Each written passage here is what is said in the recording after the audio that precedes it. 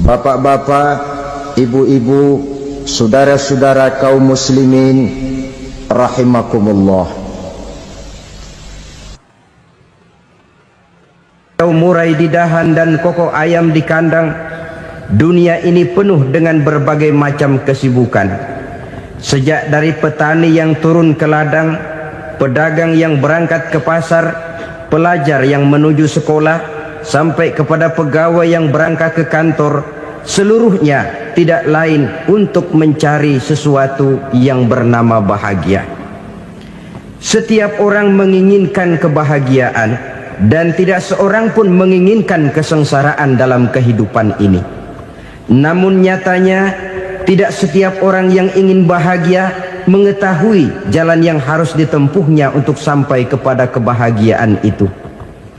Maka pada kesempatan pertemuan kali ini, saya ingin menyampaikan sebuah hadis dari junjungan kita baginda Nabi besar Muhammad sallallahu alaihi wasallam yang termuat dalam kitab Mukhtarul Ahadits An-Nabawiyah, di mana beliau bersabda, arba'un min sa'adatil mar'i. Ada 4 perkara yang merupakan tanda dari orang bahagia. Saya mau tanya, di antara saudara-saudara yang hadir di sini, apa ada yang kepengen jadi orang sengsara? Ya. Seluruhnya tentu ingin mendapatkan kebahagiaan. Maka menurut resep dari Nabi kita, tanda orang bahagia itu 4. Jadi kalau saudara ingin bahagia, harus mempunyai 4 perkara ini. Yang pertama, orang bahagia itu kata Nabi, darun wasi'un, punya rumah biar bagus asal gede, enak ngaturnya, daripada sudah punya rumah kecil adanya di pinggir kali, gubuk, kalau hujan bocor miring lagi, kiamat. Loh, kalau gitu Islam materialis dong. Hadis ini boleh diartikan dengan makna hakiki, arti yang sebenarnya. Boleh diartikan dengan makna majazi, arti kiasan. Kalau dia diartikan dengan arti kias, maka yang dimaksud darun wasi'un ay qalbun wasi'un. Rumah yang luas tidak lain daripada hati yang lapang. Karena di situ kunci kebahagiaan yang sebenarnya. Walaupun kita cuma tinggal di petak berukuran 2 kali 3 meter, kalau hati kita luas rasanya rumah itu. Tapi biar rumah kita halamannya saja puluhan ribu hektar, ada kolam renangnya, kamar tidurnya tidak lagi terhitung. Kalau hati yang menempati rumah itu sempit, maka akan terasa sempit jugalah rumah itu. Tempat bergantungnya tidak lain adalah hati. Marilah kita mencoba melihat berbagai pandangan orang tentang bahagia ini. Ada orang menyangka bahwa bahagia itu kalau dia mendapatkan harta yang sebanyak-banyaknya. Siapa yang banyak harta, dialah raja. Apa yang dia mau, seluruhnya bisa dibeli. Keamanannya, dia bisa menyewa petugas. Seluruh fasilitas untuk menyenangkan kehidupannya bisa dibeli. Pendeknya, hartalah segala-galanya dalam kehidupan. Sampai ada pepatah mengatakan, innad darahima fil amakini kulliha taksur rijala mahabatan wa jalala. Sesungguhnya harta, dinar, dirham, uang, di mana-mana selalu bikin hebat orang yang memilikinya.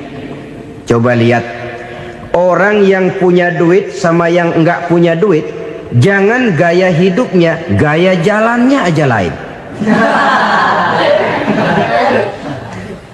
Wahia lisanun liman arada fasahatan, wahia silahun liman arada qitala.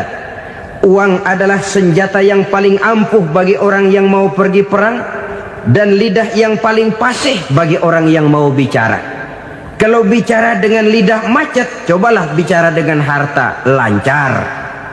Sampai ada pepatah demikian, segalanya bisa diatur dengan harta. Maka di kalangan orang yang berpandangan semacam itu, seluruh kegiatan hidupnya hanya terfokus kepada bagaimana mengumpulkan harta yang sebanyak-banyaknya. Tidak peduli halal haram, tidak kenal sore pagi siang dan malam, tidak sempat sujud, jauh dari agama, jauh dari kehidupan yang bersifat ruhaniyah, jauh dari Allah dan sebagainya. Sampai dalam Al-Quran dikelompokkan dalam kelompok yang dinamakan lumazah. Allazi jama'a malahu wa 'addadah yahsabu anna malahu akhladah. Mereka mengumpulkan harta sebanyak-banyaknya dan menyangka bahwa harta yang banyak itu dapat mengekalkan hidupnya, mengekalkan kekayaannya, mengekalkan kebahagiaannya. Saudara hadirin yang berbahagia, kalau pandangan hidup ini benar, artinya kalau harta memang merupakan satu-satunya hal yang dapat membuat orang bahagia, tentu di rumah mewah tidak akan pernah ada tangis derita. Tentu di satu tempat di mana fasilitas hidup serba menunjang tidak ada yang namanya penderitaan. Tapi suka dan duka, sedih dan gembira, senyum dan tawa adalah milik setiap orang, baik dia punya harta maupun dia tidak punya harta.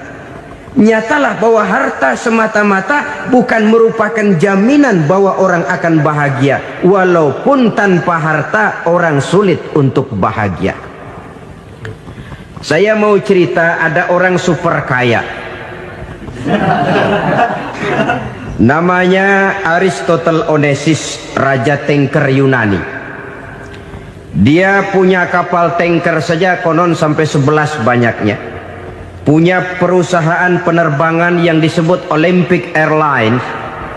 Punya hotel di berbagai kota besar di dunia ini, sejak dari New York, London, Paris, Rome dan sebagainya.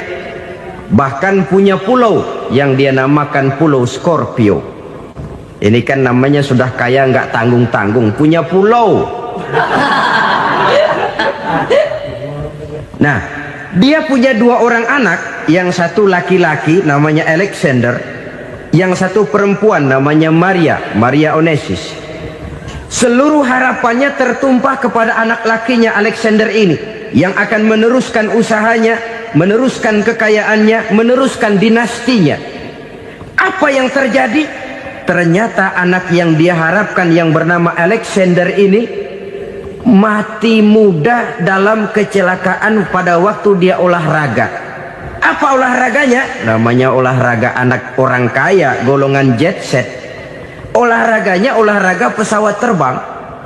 Jatuh, ya nggak kapungut, habis mati. Tinggal satu anak perempuannya, Maria Onassis. Tapi anak perempuan ini juga malah urakan. Terakhir dia pacaran, bahkan kemudian kawin sama orang Rusia. Rupanya Aristotle Onassis ini broken. Kekayaannya yang berlimpah ruah, perusahaannya yang begitu banyak, siapa yang akan meneruskan? Siapa yang akan menggantikan? Sampai kemudian dia mengurung diri di Pulau Scorpio dan mati di sana secara mengenaskan. Seorang multi jutawan, seorang yang super kaya, mati menyendiri di pulau sepi. Ibarat kata pepatah, anak ayam mati di lumbung. Bukan kekurangan makanan, keurugan makanan. Begitu kehidupan Aristotle Onassis. Dan banyak orang-orang yang sudah demikian kaya sampai dibingungkan oleh kekayaannya sendiri. Telusurilah kehidupan David Rockefeller misalnya, Henry Ford misalnya, Adnan Khashoggi misalnya. Multi jutawan yang kadang-kadang dibuat keder oleh kekayaannya sendiri. Pantas ketika Imam Ali ditawarkan orang, "Ya Ali, kalau kepadamu disuruh pilih ilmu atau harta, kau pilih mana?" Ya jelas pilih ilmu dong. Kenapa? Pertama, ilmu kalau kita berikan kepada orang lain tambah. Tapi harta kalau kita berikan kepada orang lain kurang.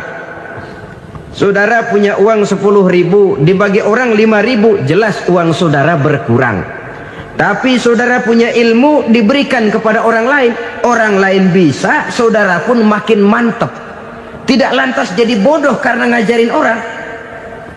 Saudara bisa Fatihah lalu mengajarkan orang Fatihah. Orang bisa, saudara pun makin hafal. Tidak lantas setelah diajarin orang ilmunya hilang. Begitu datang dia minta orang, tolong ajarin saya Fatihah, udah habis, nggak ada.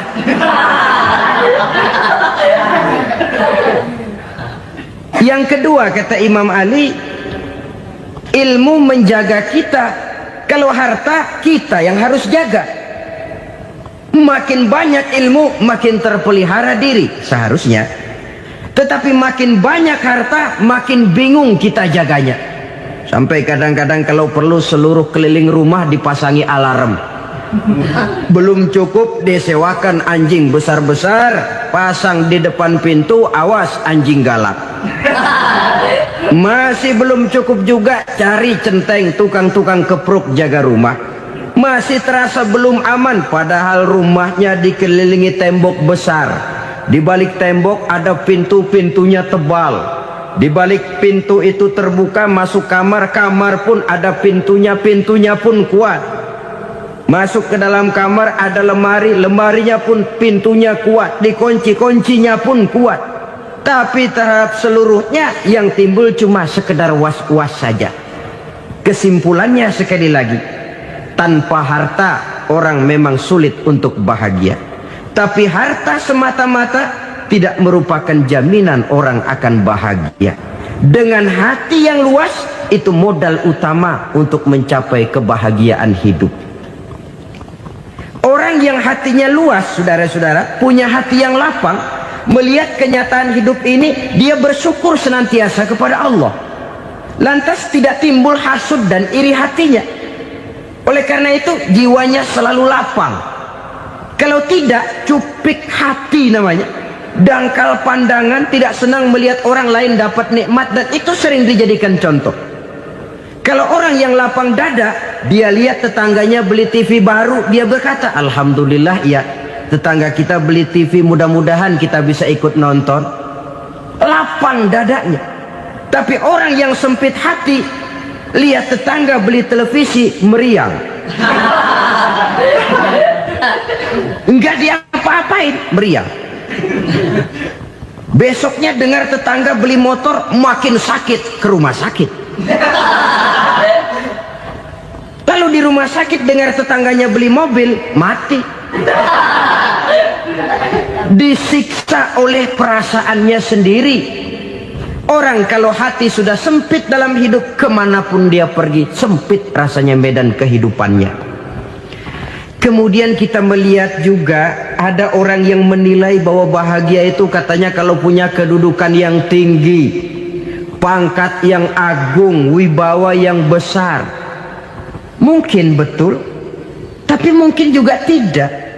Bergantung kepada hati orang yang punya pangkat itu. Sama dengan harta tadi. Harta akan membawa bahagia kalau dia jatuh ke tangan orang yang berhati lapang. Tapi harta akan jadi bencana kalau jatuh ke tangan hati orang yang sempit. Pangkat akan membawa bahaya kalau jatuh di tangan hati orang yang sempit. Lebih dari itu, kenyataan mengajarkan kepada kita bahwa ternyata pangkat dan jabatan tidak selamanya memberikan kebahagiaan dalam kehidupan.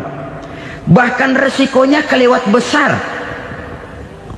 Beberapa bukti kita bisa ambil dari para pemimpin dunia yang menjadi korban lantaran pangkat dan jabatan yang disandangnya. Saudara ingat Presiden Abraham Lincoln dan John Kennedy dari Amerika? Dibunuh orang.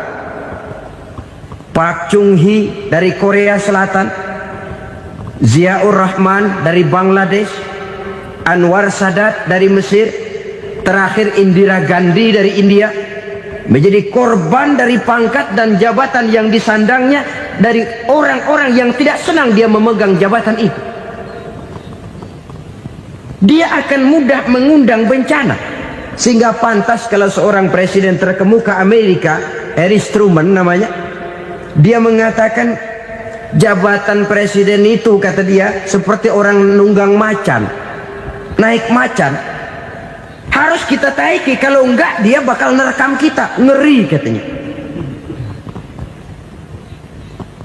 Adapun orang yang hatinya lapang, kalau dia menerima pangkat dan jabatan, dianggapnya itu satu kesempatan untuk berbuat baik.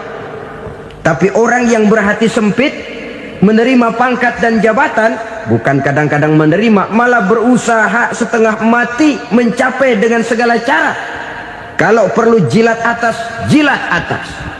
Jadi golongan sumuhun dawu. Jadi kelompok kulon nuwun, yes sir, yang kerjanya cuma oke bos. Kalau perlu jilat atas, jilat atas. Kalau perlu injak yang bawah, injak yang bawah. Perlu sikut kiri kanan, sikut kiri kanan. Yang penting pangkat dapat, jabatan dapat. Orang yang semacam ini, kalau sudah mempunyai pangkat dan jabatan, biasanya dia tidak menganggap itu sebagai amanah, tidak menganggap sebagai kesempatan berbuat baik, tapi malah kesempatan untuk memperturutkan hawa nafsunya yang dilatar belakangi oleh kesempitan hatinya tadi. Apalagi kalau orang memperoleh pangkat karena banyak mengeluarkan uang. Seakan-akan pangkat dan jabatan itu sekarang macam proyek, pakai tender. Siapa yang berani bayar segini, naik. Nggak berani, minggir. Padahal logikanya, kalau orang mencapai satu jabatan karena banyak mengeluarkan uang, hampir bisa dipastikan bahwa setelah jabatan itu dia pegang, langkah pertama yang akan dilakukannya ialah berusaha bagaimana uang yang dia keluarkan supaya kembali. Ya paling kurang pulang modal dulu dong. Soal mikirin rakyat soal nanti, tapi ini modal harus pulang. Itu celakanya kalau orang memperoleh pangkat dan jabatan cuma karena banyak mengeluarkan uang. Jarang orang yang mempunyai keyakinan dan pandangan bahwa pangkat dan jabatan merupakan amanah. Jadi sekali lagi, pangkat dan jabatan mungkin saja membawa kebahagiaan kalau jatuh ke tangan orang yang berhati lapang. Tapi bisa jadi bencana kalau dia jatuh ke tangan orang yang mempunyai hati yang sempit. Dan lagi-lagi stresnya hati yang lapang. Lalu sebagian orang, saudara, ada yang berpandangan katanya bahagia itu kalau jadi orang terkenal, mempunyai popularitas, menjadi idola di kalangan remaja, di kalangan orang tua, di segala lapisan masyarakat. Padahal makin populer orang makin terikat dia.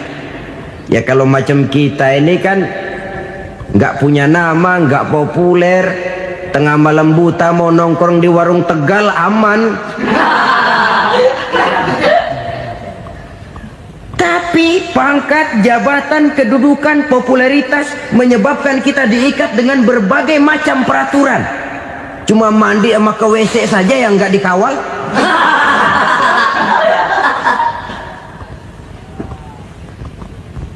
Benarkah popularitas, ketenaran membawa kebahagiaan? Mungkin ya, tapi mungkin juga tidak. Kenapa? Banyak orang-orang populer yang mengakhiri hidupnya secara tragis. Kita ambil beberapa nama. Di Amerika tahun 60-an ada bintang seksi paling terkenal yang dijuluki seks bom, bom seks. Sampai sekarang jadi legenda, namanya Marilyn Monroe. Singkatan doublenya itu inisialnya MM, Marilyn Monroe. Terkenal, top, sampai dia mati tahun 62. Namanya sekarang masih saja dibicarakan orang. Kenapa dia bunuh diri?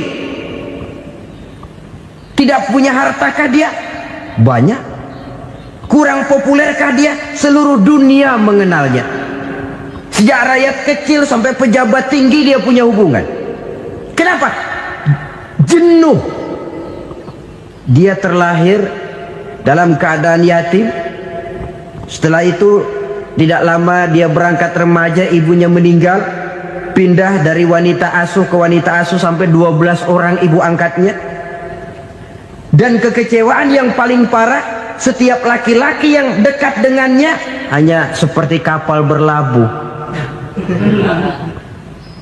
datang dan pergi silih berganti. Padahal dia merindukan seseorang yang bisa melindungi hidupnya. Dia rindukan itu dan dia tidak pernah menemukan. Itu yang akhirnya menyebabkan dia minum pil tidur kelewat dosis, minum obat tidur kebanyakan, ya tidur terus sampai sekarang.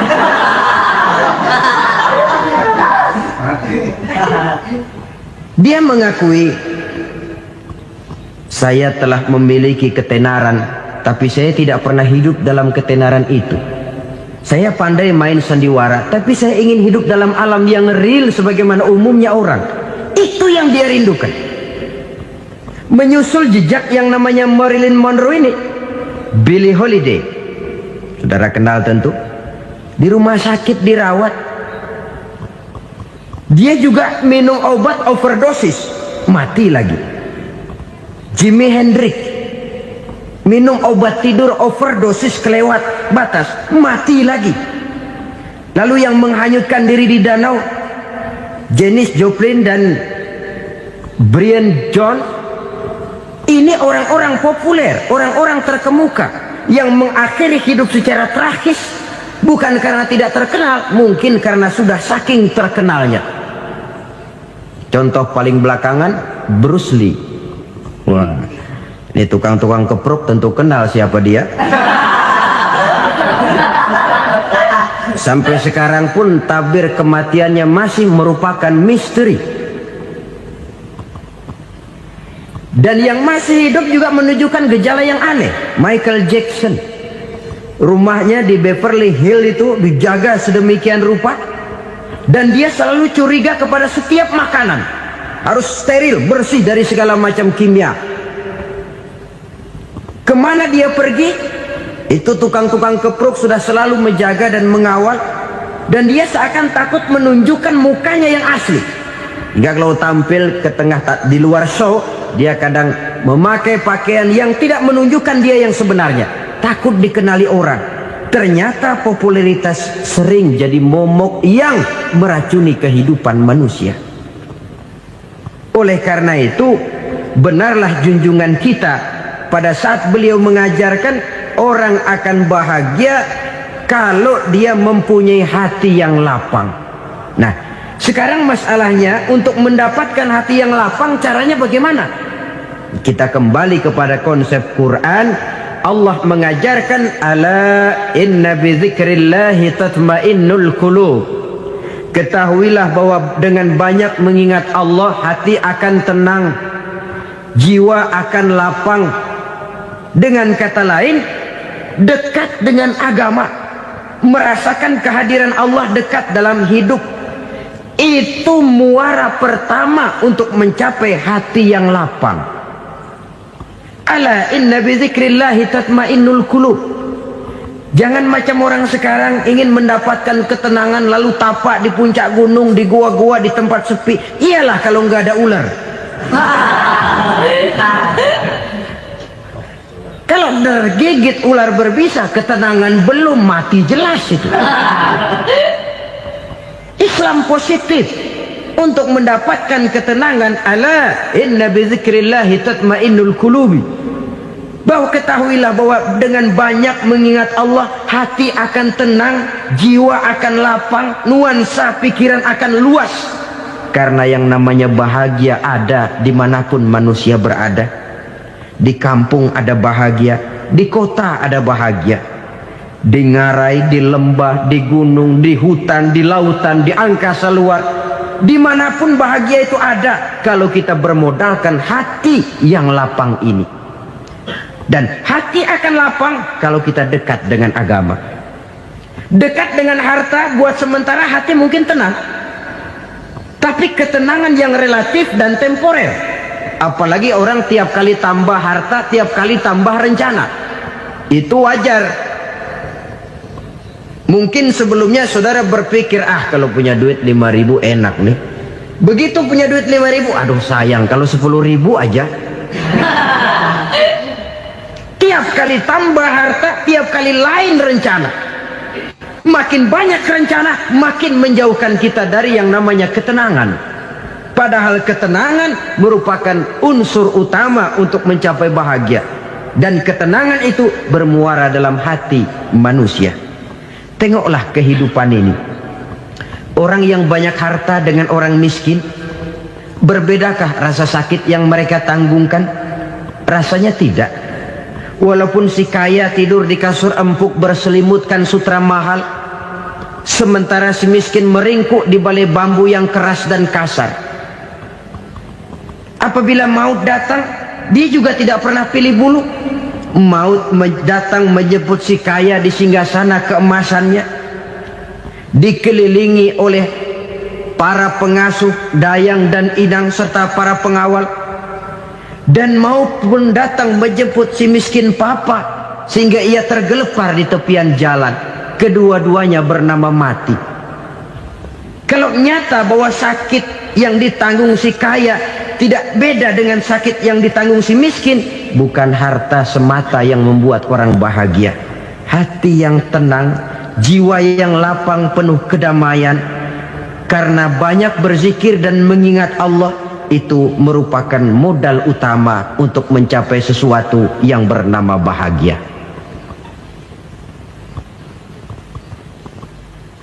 Saudara hadirin yang saya hormati, inilah yang pertama dari 4 ciri yang digambarkan oleh Nabi tentang tanda-tanda orang bahagia.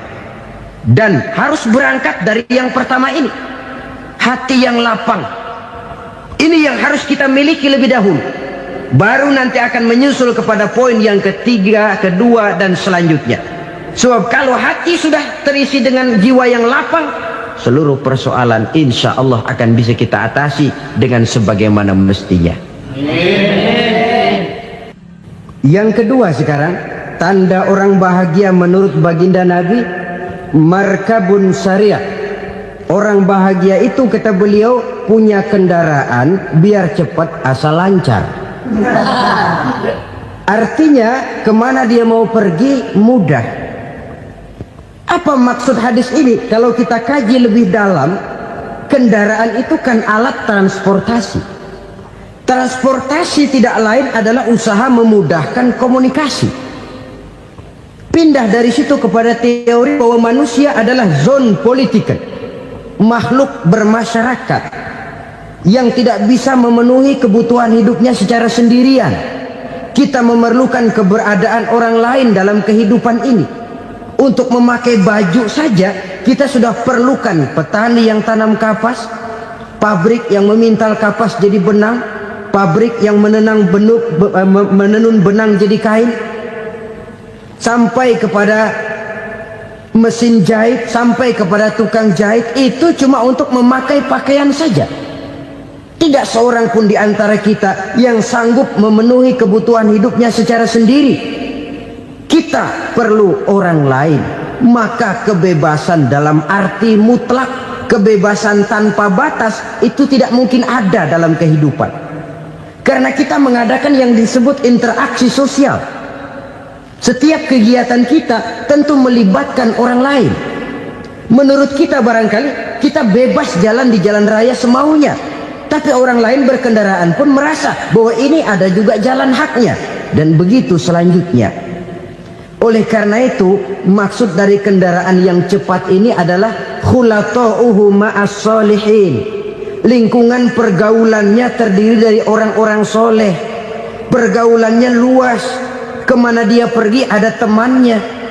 Kesulitannya ada tempat dia cerita. Dan kesulitan kalau sudah diceritakan kepada orang lain, taruh kata orang itu tidak bisa menolong, namun menceritakannya kepada orang yang kita percayai, kan paling kurang sudah mengurangi beban jiwa, mengurangi tanggungan batin, merasa masih ada tempat kita cerita. Maka lebih baik orang awam yang mau bergaul ketimbang orang setengah alim tapi ngunci pintu.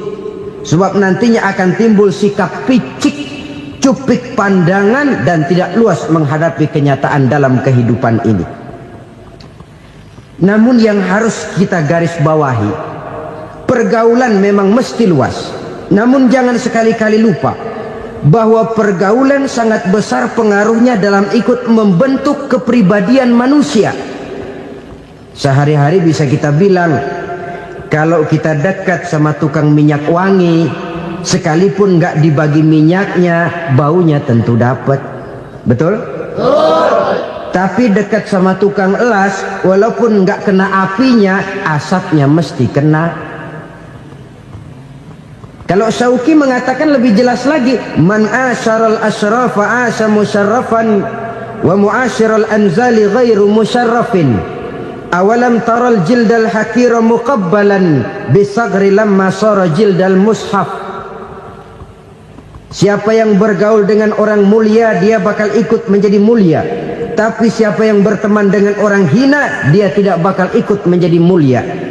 Tidakkah kau lihat, kata Syauqi, kulit kambing yang hina pun dicium orang ketika menjadi kantong Quran. Kulit kambing hina, kalau dia sendirian gak ada yang mau cium. Tapi begitu dia bergaul dengan Quran, menjadi kantong Quran, dipakein minyak wangi, ditaruh di tempat yang tinggi, mau diambil dicium dulu, dibawa dengan penuh hormat dan hati-hati. Kulit kambing yang hina lantaran berteman dengan Quran, numpang mujur. Tapi coba lihat kalau kulit kambing berteman dengan kayu, jadi beduk, habis. Zohor dikemplang, asar dipukul. Itu pun sedikit saja, cuma salah milih teman. Yang temannya Quran dihormati orang, yang temannya kayu lantaran jadi beduk, gelap-gelap subuh orang udah kemplangin.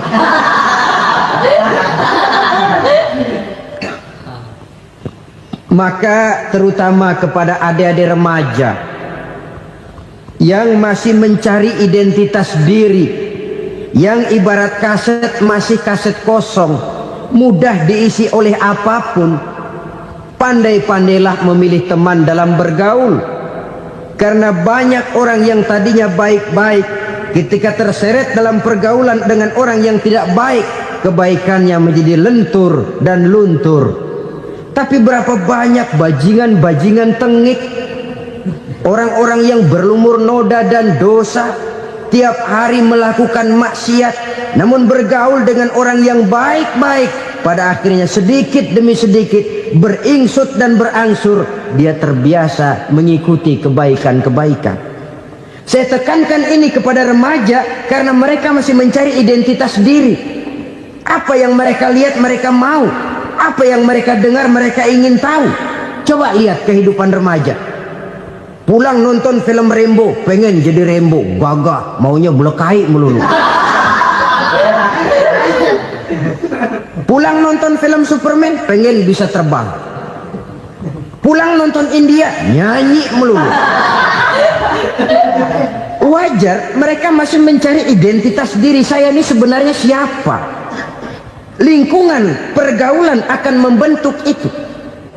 Karena itu pandai-pandailah bergaul, karena ia sangat besar pengaruhnya dalam ikut membentuk kepribadian manusia. Apalagi sifat yang jelek lebih cepat menularnya ketimbang sifat yang baik. Sifat yang baik, watak yang soleh itu lambat sekali untuk menular. Tapi yang tidak baik, kan prosesnya mah kalau remaja biasanya mula-mula dengar. Karena dengar lalu pengen tahu. Karena pengen tahu lalu ngeliatin. Begitu ngeliatin kan pengen nyobain. Setelah nyobain ketagihan. Nah, ini prosesnya. Yang namanya ganja, morfin, narkotik, awalnya kan begitu. Mula-mula dengar, katanya kalau sudah fly to the sky, sudah melayang ke langit, katanya disitulah puncak kebahagiaan. Mulanya cuma dengar. Karena dengar pengen tahu. Karena pengen tahu lalu ngeliat, kumpul sama orang yang suka ngeganja. Setelah ngeliat, nah pengen ngerasain. Begitu ngerasain enak juga, ketagihan. Kalau sudah ketagihan jadi penyakit kronis, bisa merembet kepada yang lain. Iya, kalau orang tuanya mampu untuk beli morfin, beli ganja. Kalau tidak kan pikirannya ngayap, jemuran siapa ya gue sabet. Timbullah perbuatan-perbuatan negatif yang bermula dari salah pergaulan. Apalagi buat adik-adik remaja yang tinggal di kota-kota besar, yang pengaruh budaya, pengaruh kesenian, pengaruh struktur kehidupan yang nampak makin individualistis, di mana persaingan tajam, tensi ekonomi tinggi, orang mudah mengalami stres. Pandai-pandailah dalam bergaul, sekali lagi, karena ia sangat besar pengaruhnya dalam ikut membentuk kepribadian manusia. Orang bahagia punya kendaraan yang cepat, artinya punya pergaulan yang luas, dan lingkungan pergaulannya terdiri dari orang-orang yang soleh. Kemana dia pergi ada teman, kesulitannya ada tempat dia cerita. Tapi kalau sudah menyendiri, hidup sendiri, kesulitan dipikiri sendiri, bisa mati belum waktunya. Tidak ada tempat berbagi rasa, tidak ada tempat bercerita, tidak ada tempat mengurangi beban dalam kehidupan. Pantas betul kalau Islam sangat menggalakkan dan menganjurkan orang kalau sudah sampai waktunya itu untuk melangsungkan nikah. Kata Nabi, ya ma'syaras syabab man istata'a minkumul ba'at falyatazawwaj. Hai para pemuda, kalau sudah mampu memberi nafkah, kawinlah, nikahlah kamu. Kenapa? Sudah ada teman hidup, tempat berbagi rasa. Kesulitan kalau ada tempat cerita akan lebih ringan ketimbang kita telan sendiri, walaupun bobot kesulitannya sama beratnya. Saudara-saudara kaum muslimin rahimakumullah, inilah ciri yang kedua, punya kendaraan biar cepat asal lancar. Kemana kita mau pergi gampang. Dengan kata lain, setelah hati yang luas, pergaulan yang luas. Dua. Yang ketiga sekarang, tanda orang bahagia itu menurut Nabi, misbahun mudhi'un, punya lampu yang terang. Oh, itu enggak problem. Sekarang sudah zamannya listrik masuk desa, Pak. Lampu sudah terang semua. Betul, kalau itu yang dimaksud. Tapi tidak cuma itu. Karena lampu yang dimaksud di sini, lampu yang akan menerangi seluruh perjalanan hidup. Dan perjalanan hidup itu sudah dimulai sejak kita terlahir ke alam ini, sampai masuk ke alam barzah, kumpul di padang mahsyar, sampai ke akhirat. Lampu yang menerangi itu yang diperlukan. Kalau lampu, katakanlah yang paling top sekarang kan lampu jenis Mercury. Taruhlah itu di rumah kita, dia cuma menerangi rumah kita, menerangi hati pun tidak sanggup. Bila kita masuk ke alam barzah, alam kubur, sanggupkah si Mercury yang begitu terang menerangi alam barzah kita? Tidak sanggup lagi.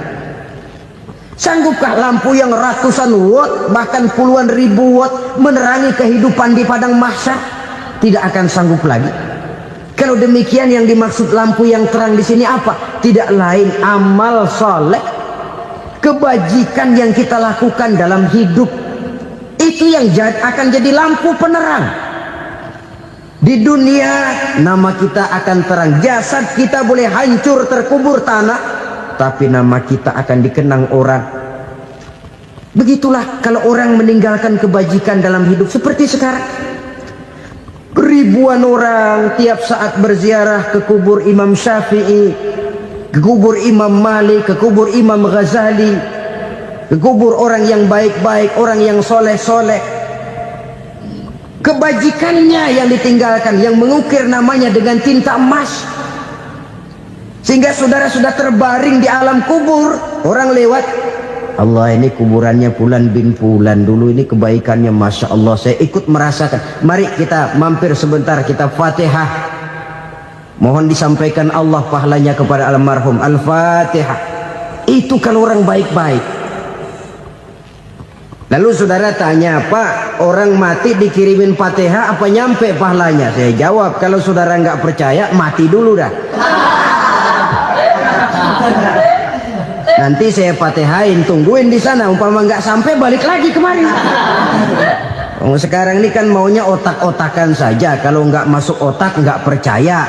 Padahal alam gaib itu nggak bisa diotak-otakin. Sama saja dengan saudara pernah dengar cerita kapal tanpa emas tenggelam, tak? Pernah nggak?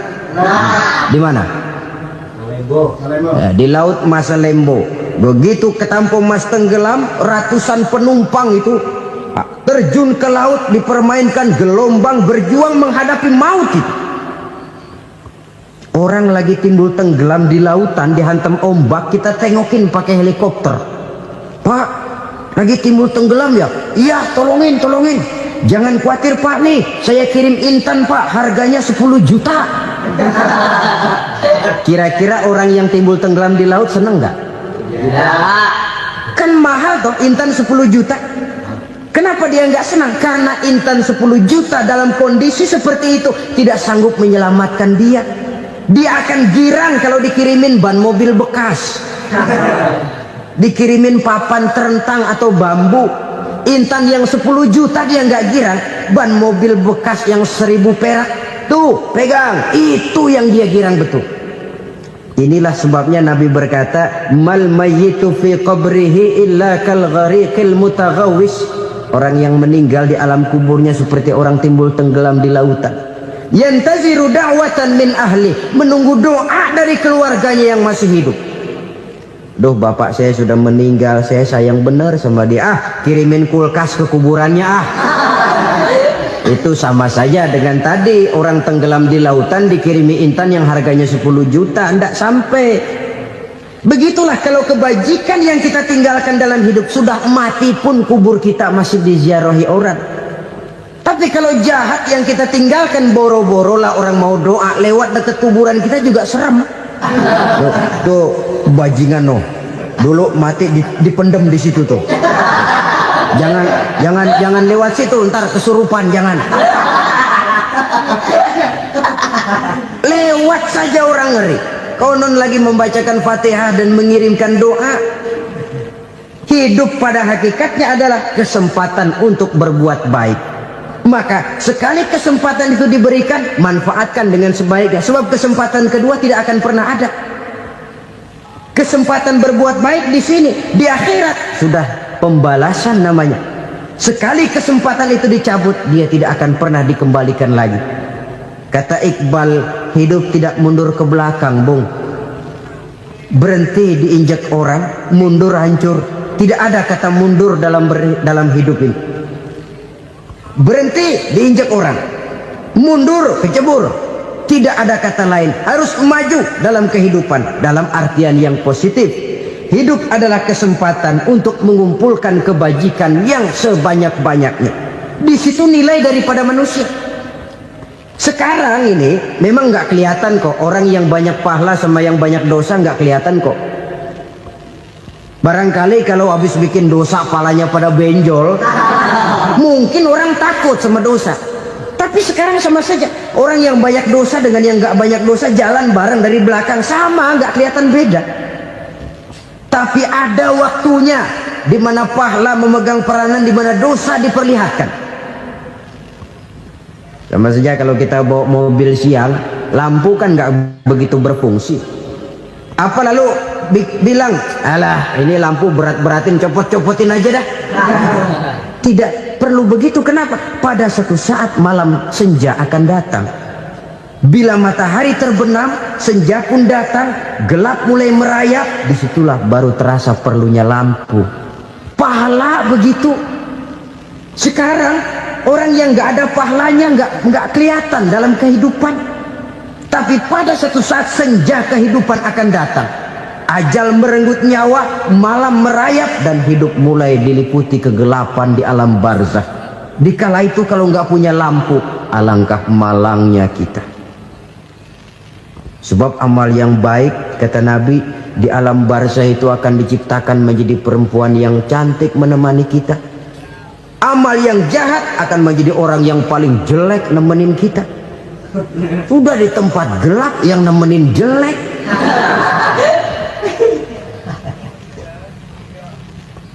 Kaum muslimin rahimakumullah.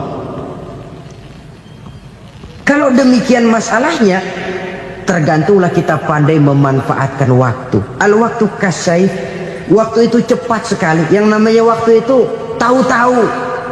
Tahu-tahu udah tahun 87. Tahu-tahu udah begitu. Tahu-tahu yang kemarin anak-anak, sekarang udah pada punya anak. Tahu-tahu saja itu. Begitu cepat waktu berlalu. Kalau tidaklah pandai kita memanfaatkannya, akan rugi kita. Nabi bersabda, "Man kana yaumuhu khairun min amsihi fahuwa rabih." Barang siapa yang hari ini lebih baik daripada hari kemarin, itu orang untung. Hari ini lebih baik daripada kemarin. Bulan ini lebih baik dari bulan kemarin. Tahun ini lebih baik dari tahun kemarin. Itu orang yang beruntung. Tahun kemarin sembahyangnya maghrib doang, sekarang udah tambah isya. Tahun kemarin cuman Idul Fitri aja ngancem bener, sekarang udah tambah Jumat, lalu tambah lagi maghrib, tambah lagi isya, dan selanjutnya. Hari ini lebih baik daripada kemarin, itu orang yang beruntung. Wa man kana yaumuhu mithlu amsihi fahuwa khasir. Lalu barang siapa yang hari ini sama saja dengan hari kemarin, itu orang rugi. Hari ini sama dengan kemarin, rugi itu. Bulan ini begitu, bulan kemarin begitu, tahun ini begitu, tahun lalu juga begitu. Rugi itu orang. Rugi apa? Rugi umur. Umur tambah, amalan gak pernah tambah. Dan saya pikir lebih merupakan azab ketimbang nikmat kalau orang dikasih panjang umur cuma untuk numpuk dosa. Mending mana? Panjang umur banyak dosa sama pendek umur dikit dosa? Mending mana? Mending mana? Ya, paling mending tentu panjang umur banyak pahala. Tapi kalau tidak, sekali lagi, lebih merupakan azab ketimbang nikmat kalau orang diberikan panjang umur tapi cuma untuk sekedar menumpuk dosa. Kehilangan kesadaran bahwa dunia bukan terminal akhir dari satu perjalanan. Dia cuma halte di mana kita berhenti sebentar untuk menuju kepada terminal yang hakiki. Saudara-saudara kaum muslimin rahimakumullah, inilah lampu yang akan menerangi kehidupan. Amal yang kita lakukan di dalam kehidupan. Jadi yang dimaksud dengan lampu yang terang, kebajikan yang kita kerjakan dalam hidup. Nah, setiap orang di awal tadi saya bilang ingin bahagia. Bahagia itu kan hakikatnya kumpulan senang dan selamat. Senang, selamat. Apa bedanya? Senang tapi tidak selamat, nggak bahagia. Selamat tapi nggak senang, nggak bahagia orang. Contoh, kalau orang korupsi, duitnya banyak, senang dia, tapi keselamatannya. Ada tentara baris di samping rumahnya udah bingung, padahal tentara latihan. Tentara cuma latihan, dia bingung. Senang, tapi karena keselamatannya tidak terjamin, dia tidak bahagia. Sebaliknya pegawai negeri jujur benar, cuma segaji-gajinya, selamat nggak korupsi, tapi melarat, ya nggak bahagia juga, kurang senang. Kesenangan dan keselamatan untuk dunia saja, ya sekali lagi, kalau cuma sekedar untuk dunia saja, bisa dibeli pakai uang. Bisa dibeli pakai uang. Saudara ingin selamat, bisa dibeli pakai uang. Saudara ingin senang, bisa dibeli dengan uang.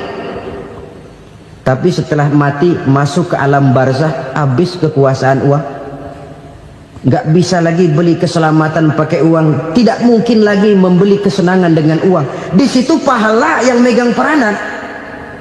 Makin banyak pahala, makin banyak saham untuk membeli kesenangan dan keselamatan, untuk memperoleh yang namanya bahagia. Dan jangan lupa loh, di alam barzah kita nggak sebentar, menunggu datangnya kiamat. Loh iya, kalau kita begitu dikuburin terus kiamat datang, untung. Tapi kalau masih harus 1000, 2000, puluhan ribu tahun yang akan datang, dalam satu penantian yang begitu lama, tanpa saham untuk memperoleh kebahagiaan, satu kemalangan yang tidak ada pernah putus-putusnya. Janganlah tergelincir oleh kebahagiaan sebentar yang menipu dengan mengorbankan kebahagiaan hakiki yang berjangka panjang. Apa artinya senyum sejenak kalau harus ditebus dengan tangis seumur hidup? Biarlah kita minum jamu, pahit memang, getir memang, tapi kan besok badan sehat. Daripada sekarang minum sirup, manis memang, enak memang, tapi bibir pada jontor besoknya. sirawan, batuk, nggak karu-karuan. Banyak orang tertipu oleh kesenangan yang sebentar, padahal laisa kullu ma yalma'u zahaban. Belum tentu semua yang berkilat itu emas, belum tentu semua yang gemerlap itu intan. Karena itu marilah manfaatkan kesempatan yang diberikan Allah ini untuk mengumpulkan kebajikan yang sebanyak-banyaknya. Yang terakhir sekarang, yang keempat, tanda orang bahagia kata Nabi. Zaujatun salihah. Orang bahagia itu tanda yang keempat kata Nabi, punya istri biar cakep asal taat. Sudah surga itu sudah. Cakep taat. Istri kayak gitu, kalau belum mati jangan dikuburin dulu. Sudah cakep taat lagi, tapi kadang-kadang enggak, udah jelek ngadat melulu. Apa yang mau dipilih? Sebab itu Quran mengatakan istri pakaian untuk suami, suami pakaian untuk istri. Kenapa suami istri diibaratkan pakaian? Alangkah tingginya gaya bahasa Quran ini. Suami istri teman hidup, hidup perjalanan panjang. Sejak kita dalam rahim sudah ada hidup kan di sini. Sampai ke alam dunia, masuk ke alam barzah, kumpul di padang mahsyar, sampai menuju akhirat, itu perjalanan hidup. Carilah istri atau suami teman hidup yang membawa manfaat tidak hanya kehidupan di dunia ini, sampai di alam barzah, sampai di padang mahsyar. Suaminya mungkin meninggal lebih dulu, atau istrinya mungkin meninggal lebih dulu, tapi suami atau istri yang masih hidup berbuat kebajikan. Suami saya meninggal, ada hartanya, saya sedekahkan, niat pahala untuk almarhum suami saya. Ini teman hidup, tidak dibatasi dan tidak bisa dipisahkan oleh maut sekalipun. Zohirnya mungkin pisah, badannya mungkin pisah, tapi hatinya, jiwanya, kebersamaannya dalam menghadapi kehidupan. Karena itu saudara-saudara, bahasa Quran indah. Suami istri diibaratkan seperti pakaian. Apa fungsi pakaian? Pertama, pakaian jadi kebanggaan. Artinya suami harus menjadi kebanggaan istri, istri harus jadi kebanggaan suami. Yang kedua, pakaian itu kan fungsinya menutup aurat. Artinya sesama suami istri harus saling menjaga kekurangan masing-masing. Jangan malah sesama suami istri saling membongkar rahasia dan aibnya sendiri-sendiri. Istrinya diceritain jeleknya di mana-mana, atau suaminya dibongkar rahasianya di pasar umum. Itu sudah tidak lagi berfungsi sebagai pakaian. Kenapa semua ini diperlukan? Karena kita menyadari bangsa yang baik terdiri dari masyarakat yang baik. Masyarakat yang baik merupakan susunan dari warga yang baik. Warga yang baik adalah terdiri dari rumah tangga yang baik. Dan rumah tangga yang baik merupakan susunan dari pribadi yang baik. Dari situ langkah dimulai. Membangun satu bangsa yang baik diawali dengan membangun rumah tangga yang baik, dengan menciptakan pribadi-pribadi yang baik. Sehingga dari sini diharapkan berkembanglah nilai-nilai kebaikan. Orang akan bahagia mempunyai istri yang soleh.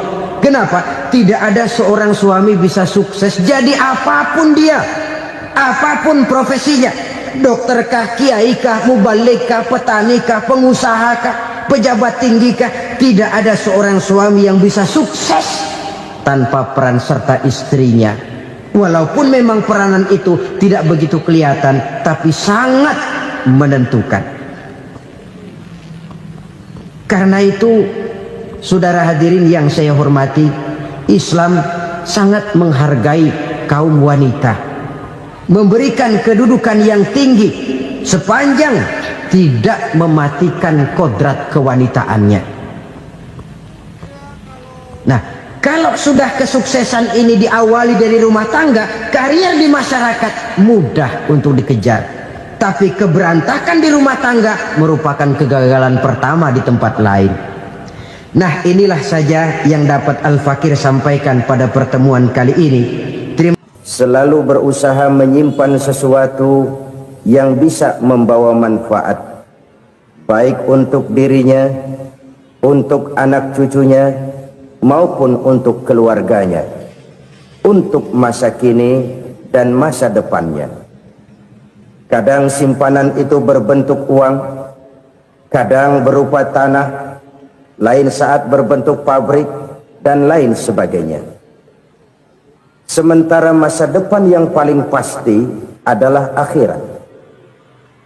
Jika untuk masa depan dunia kita rela memeras keringat, membanting tulang, pergi pagi dan pulang petang, menyimpan uang, menyimpan tanah, menyimpan pabrik, pernahkah kita merenung jika satu saat kiamat datang, kita dibangkitkan dari kubur masing-masing, berdiri di padang mahsyar untuk mempertanggungjawabkan seluruh kegiatan hidup kita di dunia ini, lalu kita akan menuju ke alam akhirat.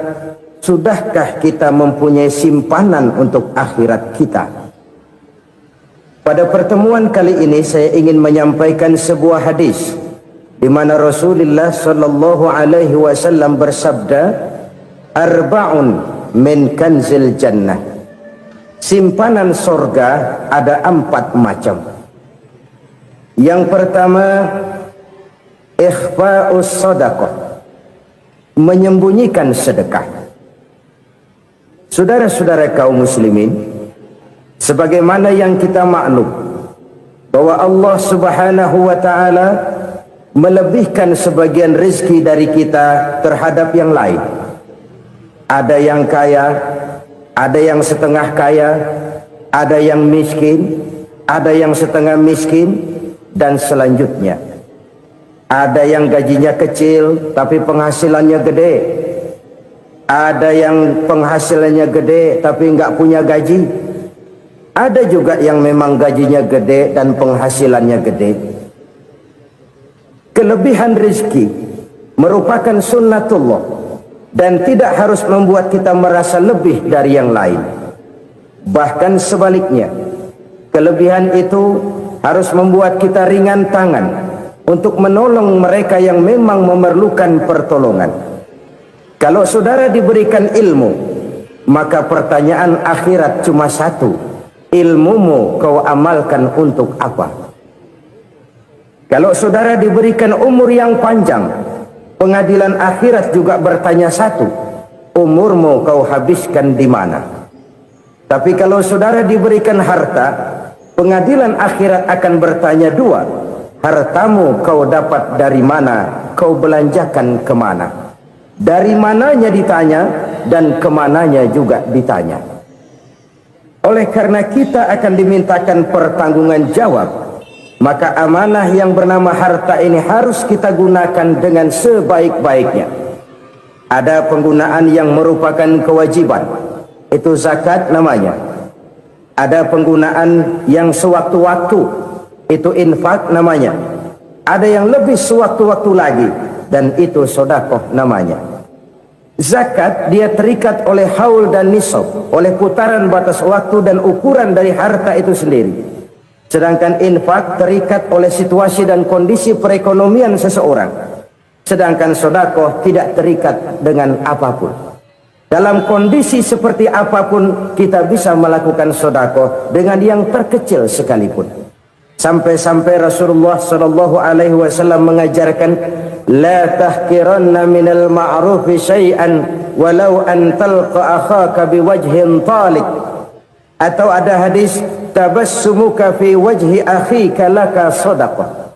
Senyumanmu kepada temanmu adalah sedekah. Jadi untuk melakukan sedekah tidak harus dalam berbentuk uang. Dengan ilmu kita bisa sedekah, dengan tenaga kita bisa bersedekah, dengan pikiran kita bisa bersedekah, bahkan senyum kepada teman itu pun sedekah. Jadi kalau sedekah dengan uang memang belum punya uang, nyengir aja banyakin. Itu asal pada tempatnya, jangan lalu ketemu tiang listrik cengengesan. Tentu tidak pada tempatnya dan tidak wajar. Nah, Sodakoh yang paling dicintai Allah adalah sodakoh yang disembunyikan. Artinya jauh dari sifat riya. Kan kadang-kadang ada orang sedekah itu disebutkan namanya. Apa tidak bagus? Kalau memang niatnya ikhlas, ya bagus-bagus saja. Untuk memberikan sugesti kepada yang lain. Di Fulan bin Fulan nyumbang sekian, diumumkan. Boleh kalau niatnya untuk memberikan rangsangan kepada yang lain supaya dia menyumbang lebih besar dari orang tadi. Tapi kalau itu mendatangkan riya, maka sodakoh yang paling dicintai Allah adalah sodakoh yang disembunyikan. Tangan kiri saja tidak tahu apa yang diberikan oleh tangan kanan. Sodakoh yang dilakukan dengan ikhlas akan merupakan perbendaharaan surga, tersembunyi dari pandangan orang lain, tidak seorang pun tahu. Karena memang sikap yang baik adalah melupakan kebaikan dan mengingat kesalahan. Itu salah satu ciri orang bahagia. Orang yang selalu mengingat kesalahannya dan berusaha melupakan segala kebaikannya. Kalau dia akan berada kebaikan, dia tidak bisa ikut, dia merasa rugi karena dia merasa belum pernah berbuat baik. Tapi kalau akan melakukan kesalahan baru, dia ingat kesalahan yang sudah-sudah, sehingga terhalang baginya untuk melakukan satu kesalahan baru. Demikianlah saudara-saudara, bahwa Allah melebihkan rizki sebagian kita dari yang lain, agar terjadi tolong-menolong dalam kehidupan ini. Jadi kesenjangan yang nature, kesenjangan yang alami, itu sunnatullah. Ada yang kaya, ada yang miskin, ada yang kelas menengah. Nah, kenapa lalu sekarang kita berusaha mengentaskan kemiskinan? Oleh karena adanya kesenjangan struktural. Kalau yang kaya bisa semakin kaya, kenapa yang miskin tidak bisa naik jadi ikut sedikit kaya? Sebab pada dasarnya Islam adalah agama yang sejak turunnya sudah berupaya memerangi kemiskinan. Bahkan dikatakan kemiskinan itu mendekatkan kepada kekufuran. Orang kalau miskin udah dekat banget sama kafir. Gampang menjadi kafir.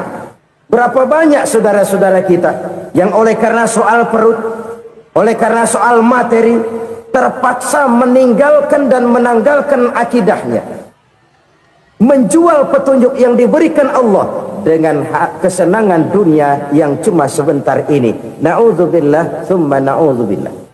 Jadi makin kita sembunyikan satu sedekah, semakin banyak perbendaharaan kita di surga.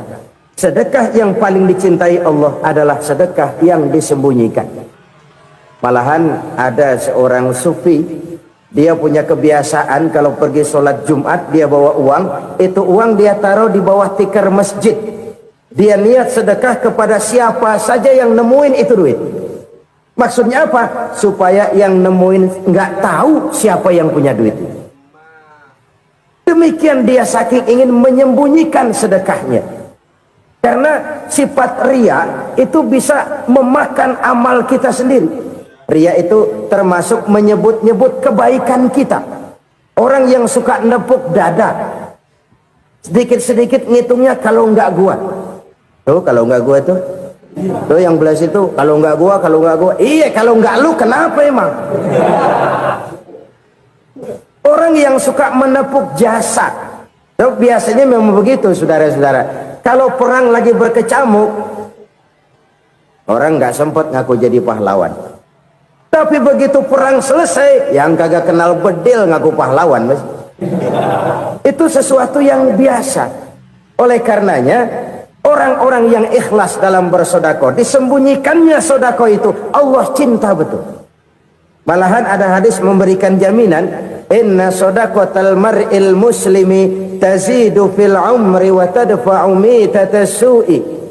Sesungguhnya sedekahnya seorang mukmin tazidu fil umri, bisa menambah umur panjang, wa tadfa'u mitatas su'i, dan menyelamatkan manusia dari mati secara su'ul khatimah.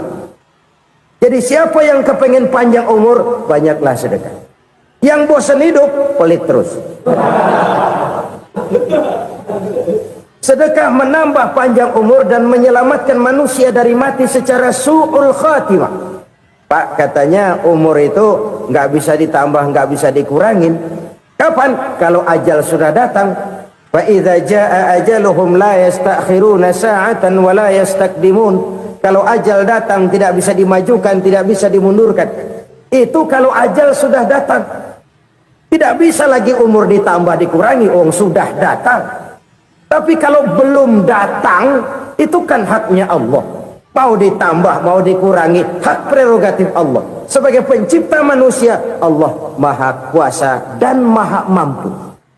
Sedekah ini menambah panjang umur dan menyelamatkan manusia dari mati secara su'ul khatimah. Itu orang mati kan sama ya, kondisinya mati, nggak nafas. Tapi hakikat mati kan lain-lain. Ada yang mati itu husnul khatimah, baik akhirnya. Misalnya lagi ngaji mati, lagi sholat mati, lagi sedekah mati. Ini yang dinamakan dengan husnul khatimah, baik di akhirnya. Sebaliknya ada yang su'ul khatimah, jelek di akhirnya. Ini yang jadi catatan akhir. Lagi nyekek botol, mampus. Lagi banting kartu, modar. Su'ul khatimah, jelek pada akhirnya. Sedekah menyelamatkan manusia dari mati secara su'ul khatimah. Dan kita semua kepengen mendapat husnul khatimah, jauh dari su'ul khatimah. Oleh sebab itu yang bisa menyelamatkan kita dari penyakit itu antara lain adalah sedekah yang disembunyikan, yang dikerjakan dengan ikhlas karena Allah, tidak karena kepengen dipuji orang, tidak karena ingin dikatakan orang pemurah. Sebab orang dermawan itu orang yang memberi tanpa harus diminta. Kalau masih harus diminta, ya belum dermawan namanya, masih harus diminta. Kalau nggak diminta ya tulus, lolos, polos. Saudara-saudara kaum muslimin rahimakumullah, harta adalah amanat dan akan kita pertanggungjawabkan. Allah melebihkan rizki sebagian kita dari yang lain agar kita saling tolong menolong, bantu membantu. Nabi janjikan siapa yang meringankan beban saudaranya muslim di dunia, Allah akan meringankan bebannya di akhirat nanti. Sebuah jaminan dari baginda Nabi. Si orang yang kita bantu barangkali tidak bisa membalas, Allah yang akan membalas lewat jalan lain yang tidak pernah kita sangka-sangka. Ada orang tanya, Pak, ini ada orang nyumbang masjid sambil marah-marah, bagaimana? Saya bilang sumbangannya aja ambil, marahnya jangan. Marahnya jangan diambil, itu urusan dia. Saudara-saudara kaum muslimin rahimakumullah, umat Islam ini kan umat yang punya potensi besar. Kadang kita merenung, kenapa kadang-kadang pembangunan masjid kok lambat sekali? Kalau hotel hari ini peletakan pertama, bulan depan peresmian. Supermarket hari ini peletakan batu pertama, minggu depan peresmian. Tapi kalau sudah yang namanya masjid, kadang-kadang peletakan batu pertama sekaligus jadi batu terakhir. 3 tahun, 4 tahun, campur nebar jalak di jalanan, duit dijaring kayak ikan sepat. Apa tidak ada orang Islam yang kaya? Banyak. Apa tidak ada pengusaha muslim yang jadi konglomerat? Ada. Lalu yang belum banyak itu yang komit terhadap nilai-nilai agamanya. Akhirnya kita jatuh jadi umat yang lemah. Belum ada pengusaha konglomerat muslim buka pabrik supermi cap bedug misalnya umpamanya atau pabrik kecap cap sorban supaya identitas keislamannya sedikit kelihatan.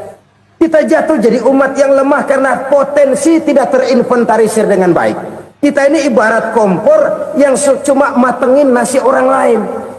Potensi kita dimanfaatkan oleh orang lain.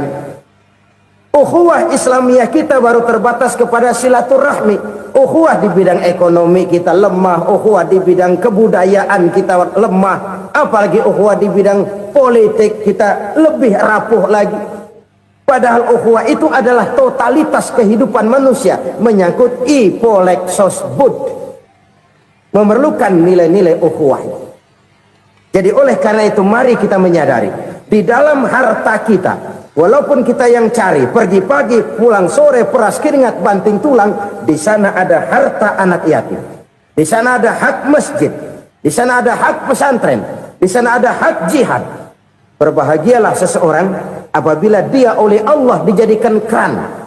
Keran itu menyimpan air, tapi tidak untuk dirinya, tapi disalurkannya kepada mereka yang memang memerlukannya. Saudara-saudara kaum muslimin rahimakumullah, ini yang pertama. Jadi perbendaharaan surga adalah menyembunyikan sedekah. Orang lain nggak tahu, kita pun nggak pernah ngitung-ngitung. Kita anggap lewat begitu saja, padahal itu deposit akhirat. Satu. Yang kedua, perbendaharaan surga itu apa? Wa kitmanul musibah, menyembunyikan kesulitan. Kadang orang takut menghadapi kesulitan.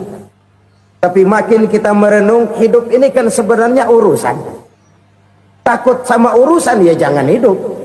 Tandanya orang hidup itu kalau punya urusan. Urusan melupakan problem. Problem sering menimbulkan kesulitan. Kesulitan bukan untuk ditakuti, tapi untuk diatasi dan dicarikan jalan keluarnya. Siapa sih orangnya yang nggak pernah sulit-sulit? Makin tinggi status sosialnya, makin gede urusannya. Makin tinggi kualitas imannya, makin berat tingkat kesulitannya. Cuma memang yang namanya enak itu seperti pelangi. Biang lala itu nggak pernah di atas kepala kita, di atas kepala orang melulu. Lo sih enak lo, kata kita. Dia juga bilang, yang enak kan lo. Pelangi itu nggak pernah di atas kepala kita. Kata tukang beca, aduh enak ya naik Mercy. Kata tukang beca, apa yang di dalam mobil Mercy? Aduh enak bener tukang beca, di jok ngeringkuk ngorok pulas bener. Saya kamar pakai AC, sejuk, tempat tidur sutra, empuk, alga, spring bed, kulak kulik, nggak bisa pulas kalau belum minum Valium, belum tidur. Enak bener tukang beca, di jok ngorok, nggak tahu wetan kulon. Si tukang becak bilang yang di Mercy enak, yang di Mercy bilang tukang becak enak. Inilah enak, nggak pernah di atas kepala kita, di atas kepala orang lain melulu enak itu. Nah, saudara-saudara, yang merupakan perbendaharaan surga itu orang yang bisa menyembunyikan kesulitan, baik pribadi ataupun rumah tangga. Nih terutama rumah tangga yang jadi soalnya. Kadang-kadang kita ini kalau senang, sebaliknya, kalau senang kita diam, kalem aja, cuek. Banyak banget duit kita, bawaan diam aja udah. Malah ketemu orang takut. Tapi begitu susah, sekampung tahu. Padahal Nabi mengajarkan perbendaharaan surga itu menyembunyikan musibah, menyembunyikan kesulitan. Kalau enak, cerita sama orang-orang. Kalau nggak enak, rasain sendiri, tekan sendiri, atasin sendiri. Kita kan sebaliknya, senang kita diam, asal lagi susah, paling tidak kita nyari teman buat cerita kesusahan. Siapa orangnya yang nggak pernah susah? Cuma soalnya bagaimana kita mengatasi kesusahan itu sendiri. Begitu juga misalnya kalau orang sudah berumah tangga, itu orang tuanya harus menjadi tempat dia cerita yang enak-enak saja. Yang nggak enak rasain berdua, selesaikan berdua, atasin berdua. Jangan dibalik. Asal senang diam, giliran susah saja. Maknya laporan. Terbalik. Bisa menjaga security informasi. Maka nama bayam keluar diam. Malah seluitan. Enak amat lo makan daging ayam. Security informasi. Saudara-saudara kaum muslimin rahimakumullah. Ujian yang terberat itu yang pernah diberikan kepada para nabi, para rasul, para aulia, para ulama. Makin tinggi keimanan, makin berat bentuk kesulitan. Ayo saya kemukakan satu contoh saja. Ada seorang nabi yang kaya, nabi kaya, namanya Nabi Ayub. Iblis kalau orang begini kan keki. Ibadahnya rajin, kaya. Nih yang kayak begini susah digodain. Kalau ibadahnya rajin, miskin, enggali bisa disogok. Sini imannya mantap, ibadahnya rajin, kaya, nabi lagi. Oh, tapi namanya iblis, nggak kurang akal. Laporan, Tuhan, kenapa Les? Ya ini bahasa saya, bahasa Qurannya sih nggak gitu. Itu hambamu yang namanya Ayub, dia rajin ibadah cuma karena dikasih kaya aja. Coba kasih miskin dia, berhenti dia sembahyang. Ah, kamu bisa aja. Saya tahu Ayub itu hambaku yang ikhlas. Saya buktiin Tuhan, silahkan. Dibuktiin lah, iblis turun ke alam ini. Yang mula-mula dia lakukan, dia rusak sawah ladang Nabi Ayub. Dia binasakan binatang ternak Nabi Ayub. Sehingga dalam waktu singkat, jatuhlah Nabi Ayub dari orang paling kaya jadi orang paling miskin. Beliau masih ibadah di mihrab dalam masjid. Datang iblis. Saudara Ayub, ya, lagi ngapain? Ibadah. Nyembah Allah, nyembah Allah. Oh, percuma. Kenapa? Tuhan yang ente sembah nih, dia udah bikin miskin ente. Sawah ladang ente hancur lebur, binatang ternak binasa. Sekarang ente jadi orang paling miskin. Ngapain nyembah Tuhan kayak begitu? Tekor. Udah berhenti dah ibadah, berhenti ibadah. Ini iblis. Sama Tuhan laporannya lain, yang dikerjakan kepada Nabi Ayub juga lain. Benar begitu iblis, kata Nabi Ayub. Iya, sawah ladang saya habis, buras. Binatang ternak saya binasa, binasa. Saya miskin, bangpak. Apa jawab Nabi Ayub? Bukan innalillahi, ini hebat. Alhamdulillahillazi a'tani wa akhza minni. Segala puji bagi Allah yang telah memberikan harta kepada saya dan sekarang mengambilnya lagi. Alhamdulillah. Allah yang ngasih, Allah yang ambil. Itu mah urusan Allah. Iblis cuman ibadah jalan terus, sujud lagi Nabi Ayub. Iblis seleher gondok banget. Dasar Nabi nggak mempan dia apa-apain. Miskin malah alhamdulillah. Allah yang ngasih, Allah yang ngambil. Jadi kalau kita tidak komit, kita tidak terikat kepada kaya, miskin, senang, susah, apa yang bisa bikin kita susah? Jadikan kekayaan, kemiskinan, jadikan senang, susah sebagai anak buah yang bisa kita atur. Jangan kekayaan ngatur kita, jangan kemiskinan ngatur kita. Kita yang harus mengatur mereka. Senang, susah, kaya, miskin, bahagia, sengsara, jadikan itu anak buah yang bisa kita atur. Kalau sekarang kita kaya, lain saat boleh jadi kita miskin, semiskin-miskinnya. Allah yang ngasih, Allah yang ngambil. Tenaga mana yang bisa menghalangi? Ibadah jalan terus. Iblis makin gondok. Dasar Nabi loh. Akhirnya apa? Nabi Ayub dikerjain, diberikan penyakit. Demikian fatal penyakitnya. Bayangin, udah miskin sakit.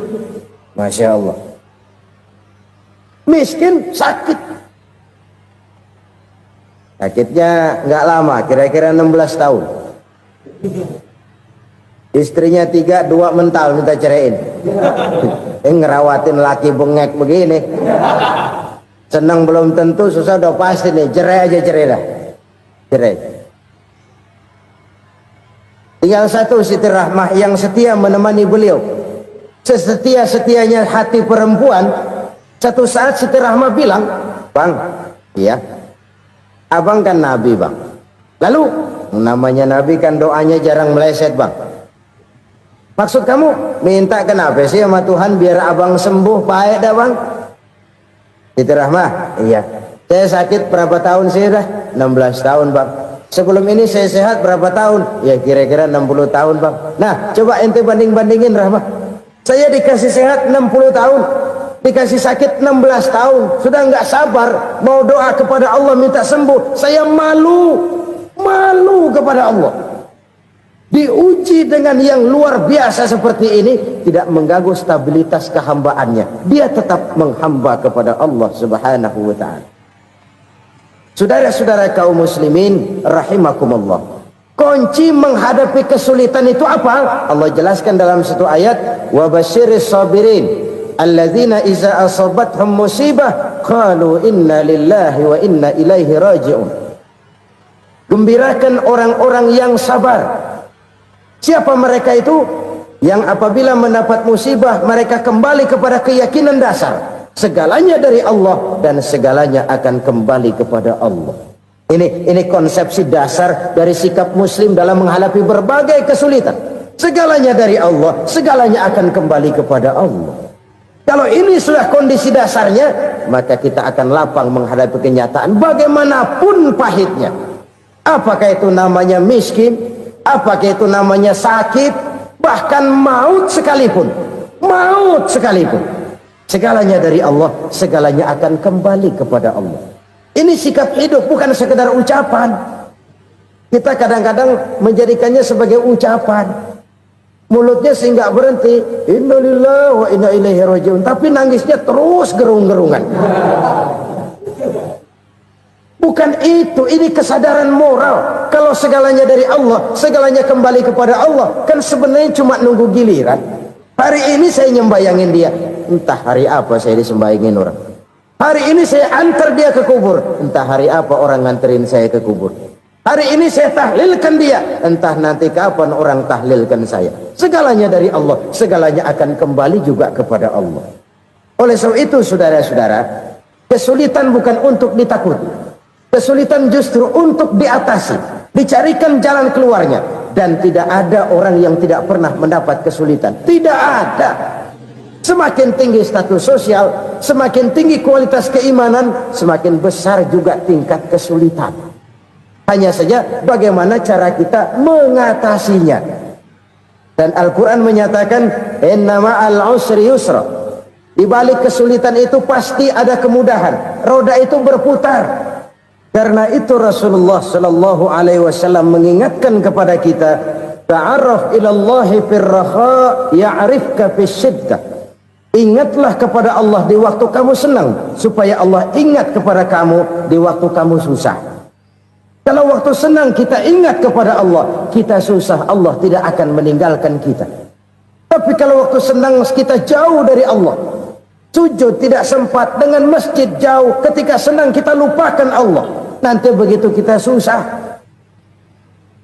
Allah lupakan kita, dan itu menyakitkan. Oleh karena itu orang-orang tua kita dulu bilang, kalau lagi sehat ingat-ingat lu bakal sakit nanti. Kalau lagi kaya ingat-ingat satu saat kita bakal jatuh miskin. Bahkan kalau lagi muda ingat-ingat kita bakal tua. Dan yang terpenting, kalau lagi hidup ingat-ingat kita bakal mati. Saudara-saudara kaum muslimin rahimakumullah. Jadi yang kedua yang merupakan perbendaharaan surga, menyembunyikan musibah. Saudara-saudara kaum muslimin rahimakumullah. Hal ketiga yang merupakan perbendaharaan surga adalah wasilatur rahmi. Orang yang suka bersilaturahmi. Sebagaimana yang kita maklum bahwa manusia adalah makhluk yang disebut zon politika. Makhluk sosial yang tidak mungkin hidup sendiri-sendiri. Betapa dan siapapun kita memerlukan orang lain. Bodoh betul manusia kalau tinggal di tengah masyarakat tapi tidak mau bermasyarakat. Merasa hebat sendiri, pinter sendiri, gagah sendiri, kaya sendiri. Mungkin kalau mati juga ngubur sendiri. Jangankan kita di sini, di sorga saja Nabi Adam waktu sendirian bengong melulu, mondar mandir. Allah tegur dam sepi dam. Ya ini kalau bahasa saya. Iya Tuhan sepi ini nggak ada coret-corekan pisan ini. Diciptakan Siti Hawa baru anteng Nabi Adam. Itu di sorga. Cobalah. Umpamanya saudara tinggal di Jakarta nih. Kaya bener. Apaan aja di Jakarta punya saudara dah. Jembatan Semanggi ambil. Monas buntel bawa pulang. Hotel-hotel ambil semua. Cuman tinggal di Jakarta sendirian, apa enaknya? Betapa dan siapapun kita perlu orang lain. Tidak ada seorang pun yang bisa memenuhi kebutuhan hidupnya secara sendiri-sendiri. Nah, Islam telah menyelamatkan manusia dari ras diskriminasi, mengikat manusia dengan persaudaraan yang berlandaskan kepada akidah. Karena itu dianjurkan bersilaturahmi. Bahkan Nabi menyatakan, man arada ayyubsata lahu fi rizqihi wa yunsa'a fi atharihi falyasil rahimah. Siapa yang kepengen diluaskan rezekinya dan dipanjangkan usianya, banyaklah ia bersilaturahmi. Siapa yang kepengen dimudahkan rezekinya, hendaknya ia banyak bersilaturahmi. Kalau banyak teman, kesulitan kan paling tidak ada tempat cerita. Udah susah sendirian, kita pikirin diri, nggak ada tempat tukar pikiran. Cepet banget sama bengek. Dilawan sendiri.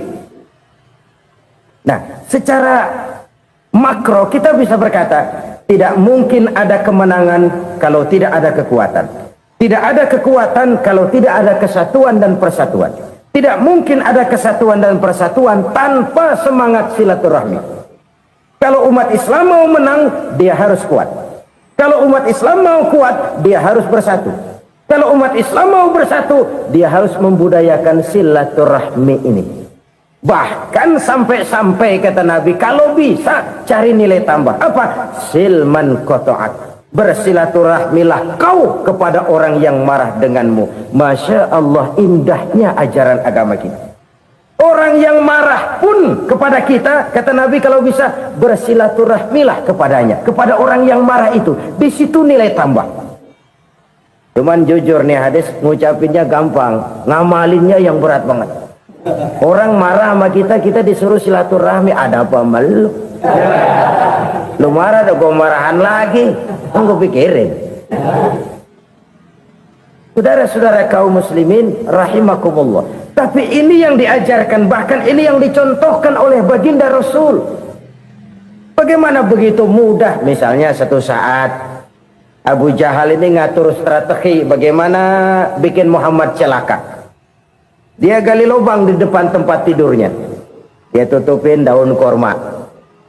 Terus dia panggil seseorang, ke sini. Kasih tahu Muhammad, pamannya sakit keras, minta ditengokin. Berangkat orang ini ke sana.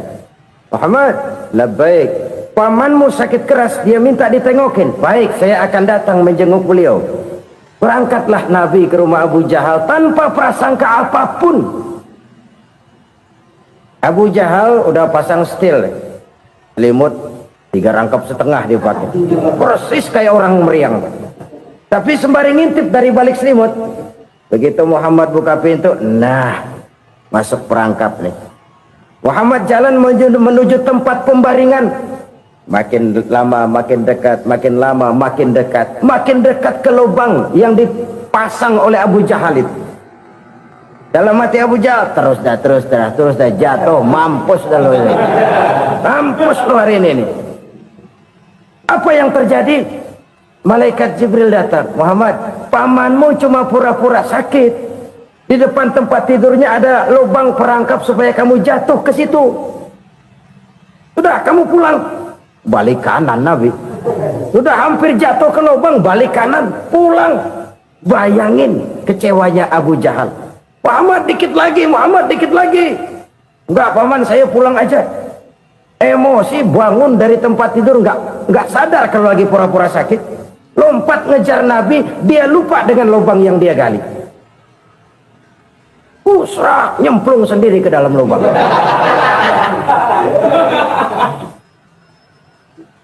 Nabi terus berlalu. Ini terjadi keanehan. Jatuh ke lubang yang dia gali itu sebenarnya nggak terlalu dalam ya, antara 3-4 meteran lah. Tolong saya jatuh ke lubang ini. Datanglah pelayan-pelayannya itu. Angkat saya dari sini. Oh, yang ngulurin tambang. Satu gulung belum juga nyampe itu tambang. Kurang, beli lagi ke warung. Sambung, ulur lagi, nggak juga bisa sampai. Wah, ini kerjaan Muhammad ini. Tolong, siapa salah seorang kamu ke rumah Muhammad, kasih tahu encangnya kecebur. Minta ditolongin. Sampaikan kepada Rasul. Kenapa? pamanmu jatuh ke lubang, Muhammad minta tolong diangkatin, tambang udah nyambung-nyambung nggak nyampe juga. Ya nanti saya datang, saya tolong. Coba ini. Nyata-nyata orang berniat jahat mau mencelakakan dia, datang dia menolong. Ini yang disebut air tuba dibalas air susu, ya ini, bukan sebaliknya. Air tuba dibalas air susu. Paman, kecebur ya? Iya Muhammad, tolong ini. Pegang tangan saya.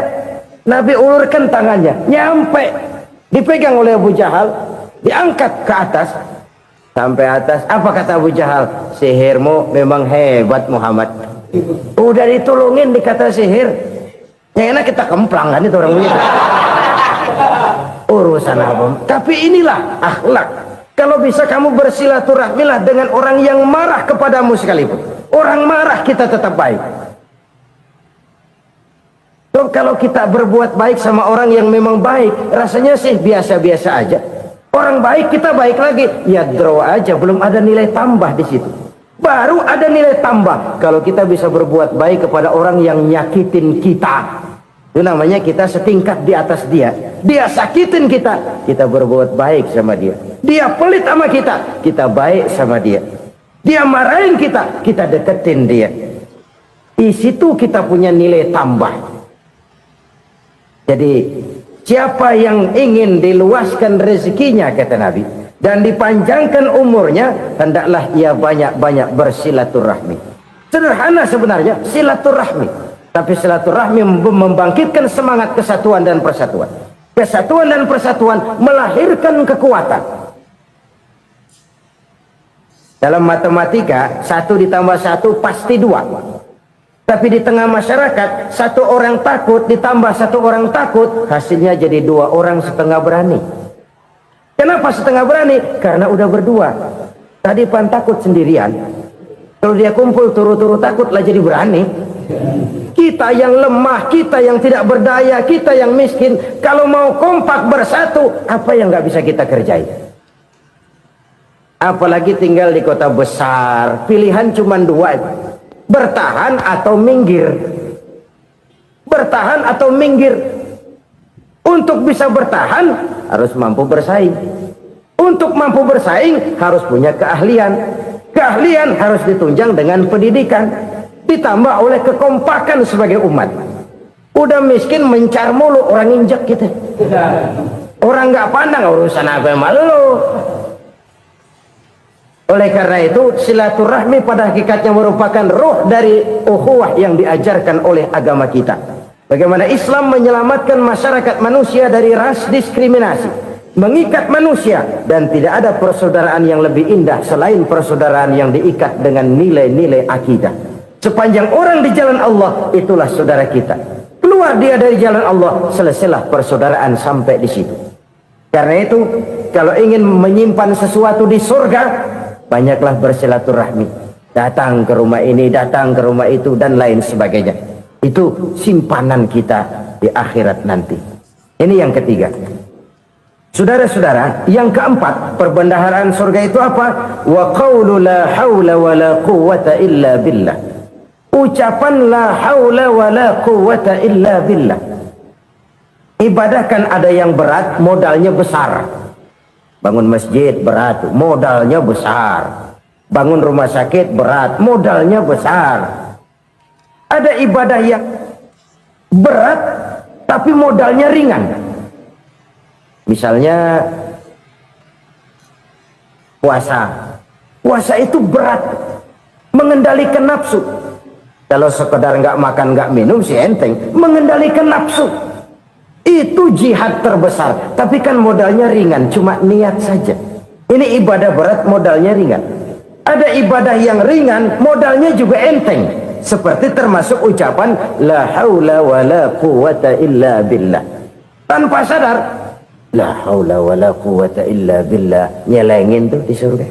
Nyelengin, kita nggak terasa. Nyelengin simpenan akhirat. La haula wa la quwwata illa billah. Nyimpan lagi. Kaget, la haula wa la quwwata illa billah. Nyimpan lagi. Banyak simpenan. Walaupun sebenarnya yang dimaksud di sini adalah kesadaran batin. bahwa tidak ada daya dan kekuatan kecuali Allah. Itu intinya. Kita memulai pekerjaan disunahkan baca bismillah, kan begitu. Apa itu? Kesadaran moral bahwa ini saya bisa kerjakan. Saya kerjakan ini dengan menyebut nama Allah. Kenapa? Kalau Allah tidak memberikan daya dan kekuatan, mana mampu saya kerjakan ini. Maka saya kerjakan ini dengan menyebut nama Allah. Bismillah. Kesadaran moral. Manusia hanya wajib berusaha, tapi nggak pernah wajib berhasil. Banyak hal-hal yang kalau kita renungkan secara rasio nggak mungkin, tapi jadi kenyataan. La haula wala quwata illa billah. Tidak ada daya dan kekuatan kecuali bagi Allah semata-mata. Kesadaran moral akan kelemahan dan keterbatasan makhluk bernama manusia. Kadang kita kagum dengan otak, tapi kita sering lupa sama yang bikin otak. Padahal bagaimanapun hebatnya otak, yang bikin otak pasti lebih hebat dari otak. Nggak percaya? Silahkan otak-otakan. Inilah kecenderungan. Kita kagum dengan pesawat-pesawat mutakhir, bukan main, besi gede banget terbang itu. Alangkah hebatnya. Lalu apa yang bikin otak tidak lebih hebat dari itu semua? Kita puji laut, apa yang bikin laut tidak lebih hebat dari laut itu? La haula wala quwata illa billah.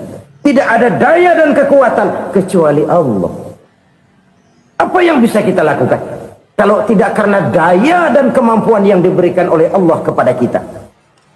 Lahirlah sikap tawadu, rendah hati, tidak melonjak menjadi angkuh dan sombong, sadar akan kelemahan dan keterbatasan diri sebagai makhluk yang diciptakan oleh Allah Subhanahu wa taala. Jadi satu sisi ini ucapan yang berpahala, la haula, jadi wiridan.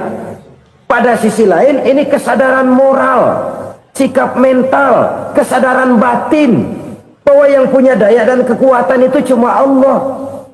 Kita nggak pantas untuk sombong, sebab sombong itu pakaiannya Allah. Kita nggak sedang pakai pakaian Allah, kegedean. Dan makin kita renungi, makin terbentur. Apa sih yang bisa kita sombongin? Kita mau sombong apa? Kaya? Pintar? Itu kan semua relatif. Di atas langit masih ada langit lagi. Jadi oleh karenanya, marilah kita menyadari. Manusia hanya wajib berusaha, tapi tidak pernah wajib berhasil. Yang berusaha saja tidak wajib berhasil, apalagi yang tidak berusaha. Islam bukan agama orang pemalas yang selesai sholat lalu enggelohom, enggelenggem ayem-ayem. Tapi Islam bukan agama orang sombong yang setelah berusaha lalu tidak memerlukan Allah. Kita bisa saja bikin proyeksi, tahun sekian kita bakal panen besar menurut perhitungan otak. Tapi ada kejadian lain. Apa? Tikus ngambek. Habis itu dimakanin tikus, panen gagal. Proyeksi rasional gagal oleh tikus-tikus yang ngambek itu. Bisa saja terjadi. Tahun depan kita panen besar, urung. Kenapa? Musim panas panjang. Dan sekarang ini koran-koran bikin berita musim mengalami penyelewengan. Bukan cuma manusia yang nyeleweng sekarang. Musim pakai nyeleweng. Mestinya kan musim hujan udah selesai, masih hujan-hujan juga. Musim. Nah sekarang kita boleh bikin proyeksi, kita bakal panen besar. Tahu-tahu musim panas panjang, sawah retak, air kering. Cari teknokrat yang paling botak, suruh pendekin tuh musim panas. La haula wala quwata illa billah. Inilah kesadaran moral. Saudara, saya teringat satu saat ada seorang konglomerat. Umurnya ya kira-kira 70-an. Satu saat dia ditanya oleh wartawan, "Pak, umur Bapak berapa sih?" "Ya paling 10 tahun." 10 tahun? 10 tahun? Anak Bapak berapa orang? Satu saja? Satu. Harta Bapak berapa? Ya paling-paling bangsa 7 juta kali. 7 juta? Iya. Pak, kenapa Bapak bohongi saya? Bapak punya buku biografi. Koran-koran, majalah-majalah banyak memuat cerita riwayat hidup Bapak. Saya tahu umur Bapak 70. Kenapa bilang cuma 7 tahun? Saya tahu anak Bapak 8. Kenapa cuma bilang 1? Saya tahu harta Bapak miliaran, mungkin triliunan. Pabrik di mana-mana, bank di mana-mana. Kenapa bilang uang Bapak cuma 7 juta? Nah, kata si konglomerat tadi, kamu benar nak, kamu benar. Umur saya kalau jumlahnya memang 70 nak. Cuman ingat-ingat saya, baru 7 tahun terakhir ini saya sujud. Baru 7 tahun terakhir ini saya berusaha dekat dengan Allah. Saya laksanakan perintahnya, saya jauhi larangannya. 7 tahun inilah rasanya yang ada nilainya di hadapan Allah. Yang 63 tahun matong, kelabu, kelem umur gue. Habis untuk maksiat, untuk munkarat. Maka ketika ditanya tadi, umur saya 7 tahun itu. Oh begitu Pak. Oh iya. Lalu anak Pak, anak Bapak kan 8. Kenapa bilang cuma 1? Nah, kalau jumlah hitungannya memang anak saya 8. Tapi dari 8 orang ini rasanya cuma 1 nih yang bakal jadi buah hati, belahan jantung, pelanjut cerita, penerus sejarah, bakal jadi anak soleh yang akan mendoakan saya. Cuman 1 rasanya anak saya ini yang bakal jadi buah hati saya, besar-besaran saya, yang akan mendoakan di kubur saya, yang akan mendoakan di akhirat saya. Yang 7 orang mana, Masya Allah, yang 1 tenggeng, yang 1 nyekek botol ngolo, yang 1 nggak karu-karuan. Makanya saya bilang 1 anak saya yang akan bisa mendoakan saya. Oh begitu Pak. Iya. Nah, harta Pak, harta Bapak kan triliunan. Pabrik Bapak di mana-mana. Uang Bapak hampir di tiap bank-bank besar. Kenapa bilang cuma 7 juta? Betul kau nak. Harta saya kalau jumlahnya memang miliaran, triliunan mungkin. Tapi yang saya ingat baru 7 juta tuh yang saya belanjakan di jalan Allah. Saya nyumbang masjid, saya santuni yatim piatu, saya bantu pembangunan pesantren, saya bantu pembangunan rumah sakit Islam. Itu yang akan saya bawa pulang ke akhirat, yang 7 juta itu. Yang triliunan itu nanti akan diperebutkan oleh anak-anak saya sebagai waris saya. Jadi harta saya 7 juta itu yang bakal nemenin saya di akhirat, yang akan saya bawa pulang jadi teman saya. Saudara-saudara kaum muslimin, jangan-jangan orang tua itu adalah kita-kita ini. Jangan-jangan kita-kita ini adalah orang tua itu. Jangan-jangan itu potret dari diri kita masing-masing. Dari sekian umur yang diberikan Allah, berapa tahun yang ada nilainya di hadapan Allah? Dari sekian anak-anak yang merupakan amanah, berapa yang akan mendoakan kita sebagai orang tuanya menjadi anak soleh? Dari sekian banyak harta yang diberikan Allah, berapa yang akan kita bawa pulang menghadapnya nanti, yang kita belanjakan di jalan Allah? Ini sebuah potret kehidupan. Karena itu kita kembali kepada la haula wa la quwwata illa billah. Kita wajib berusaha, kita wajib berikhtiar. Selebihnya, segala daya dan kekuatan hanya milik Allah saja semata-mata. Satu kesadaran batin dari setiap pribadi muslim. Setelah ia berusaha dan berikhtiar, ia menyerahkannya kepada Allah Subhanahu wa ta'ala. Jadi satu sisi ini merupakan wiridan ucapan yang mengandung pahala. Pada sisi lain ini merupakan sikap batin dari seorang muslim di dalam ia menghadapi realitas kehidupan ini. Saudara-saudara kaum muslimin rahimakumullah. Kalau ini kita jadikan satu basis kehidupan, maka ini akan menyelamatkan manusia dari kemungkinan tergelincir menjadi orang yang lupa diri dan lupa darat. Sebab itu Imamul Ghazali berpesan, jadidis safinah fa innal bahra amiq wa khuziz zad fa inna safara ba'id wa khaffifil hamla fa innal hamla sadid. Perbarui selalu kapalmu karena lautan sangat dalam. Bawa bekal yang banyak karena perjalanan ini sangat jauh. Ringankan beban karena kebanyakan beban akan menyakitkan. Alangkah indah kalimat ini, alangkah dalam makna yang terkandung di sana. Perbarui selalu kapalmu karena lautan sangat dalam. Apa artinya ini? Jaga mentalmu baik-baik. Pelihara pelihara imanmu baik-baik, karena hidup penuh cobaan seperti lautan. Kita kalau berlayar di lautan kan kadang-kadang tenang, angin bertiup sepoi-sepoi basah.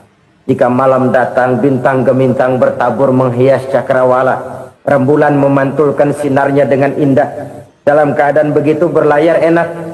Tapi lain saat ombak menggunung, halilintar menyambar, angin topan bertiup. Berapa banyak sudah saudara-saudara kita yang tenggelam di lautan dunia tanpa sadar bahwa dia belum sampai kepada pantai yang akan dituju. Berapa banyak sudah saudara-saudara kita yang tenggelam di lautan dunia ini tanpa sempat bangkit lagi. Dia menyangka sudah sampai kepada tujuannya. Hati-hati kapal jangan sampai bocor karena lautan sangat dalam. Iman ini jaga baik-baik karena hidup penuh dengan ujian. Wa khuzizat fa inna safara ba'id. Bawa bekal yang banyak karena perjalanan sangat jauh. Saudara mau ke Bandung, bawa duit. Saudara mau ke Surabaya, banyakan lagi duitnya. Saudara mau ke Mekah, gepokan, iketan tuh duit nggak lembaran lagi. Makin jauh perjalanan, makin banyak bekal yang harus kita bawa. Kalau saudara dari Jakarta mau ke Surabaya, kagak bawa duit berangkat juga, itu sih bukan berani namanya, nekat. Sampai Surabaya belum tentu, sengsara di jalan udah pasti. Kenapa? Nggak bawa bekal berangkat. Sama juga kita nih, misalnya belum sempat sembahyang, mati. Waduh, berani banget orang. Belum punya bekal, mati. Sengsara di jalan.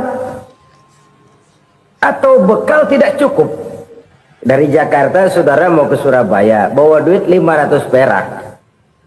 Paling jauh Cikampek nyampenya itu. Paling jauh itu. Antara jauhnya perjalanan dengan bekal yang saudara bawa tidak seimbang. Hidup ini perjalanan panjang. A walking tour. Dimulai dari alam arwah. Sebelum jasad diciptakan, roh diciptakan lebih dulu. Dari situ pindah ke alam rahim. Dari alam rahim pindah ke alam dunia. Dari alam dunia pindah ke alam barzah. Baru menuju akhirat. Satu perjalanan panjang. Kalau bekal tidak bawa, sengsara di jalan. Bawa bekal yang banyak karena perjalanan ini sangat jauh. Wa khaffifil hamla, ringankan beban karena beban itu cuma akan menyulitkan. Kalau bekal itu sih keperluan, tapi beban nggak kita perluin, cuma ngeberat-beratin. Apa ini beban? Dosa. Kecurangan, kebatilan, kezoliman, ketidakadilan, kesewenang-wenangan. Itu akan jadi beban kita di akhirat. Alangkah celakanya, perjalanan panjang, bekal tidak bawa, beban kelewat banyak, alamat sengsara di jalan. Pahala tidak ada, dosa berlipat ganda. Na'udzubillah, summa na'udzubillah. Kalau kita rangkum nasihat Al-Ghazali dengan kisah si konglomerat tadi, kita akan mengambil kesimpulan. Pertama, bekal terbaik dalam menghadapi gejolak kehidupan ini tidak lain adalah iman. Yang kedua, pahala dan dosa. Dua hal kontroversial. Pahala adalah bekal, dosa adalah beban. Tapi kita sekarang kan tidak begitu terangsang kepada yang abstrak. Orang berlomba mencari yang konkret-konkret saja, yang real. Kalau memang dosa, benjol dong, kira-kira begitu. Kira-kira begitu. Persis orang Yahudi dulu.